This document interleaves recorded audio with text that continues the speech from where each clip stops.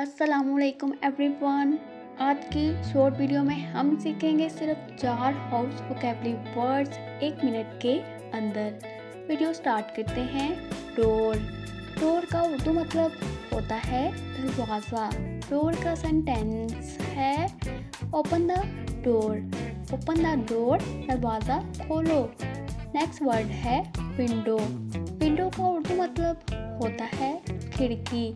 Window का sentence है close the window. Close the window, खिड़की बंद करो।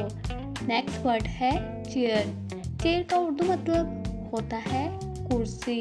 चेयर का सेंटेंस है sit on the chair. Sit on the chair, कुर्सी पर बैठो। नेक्स्ट वर्ड है टेबल। टेबल का उर्दू मतलब होता है मेज़। टेबल का सेंटेंस है put the book on the table. मेज़ पर किताब रखो। दोस्तों, ये थे 4 इजी इंग्लिश वर्ड्स जो आपको याद रहना चाहिए। अगर वीडियो पसंद आए तो लाइक करें, शेयर करें और सब्सक्राइब करना ना भूलें। मिलते हैं नेक्स्ट वीडियो में। अल्लाह हाफिज़।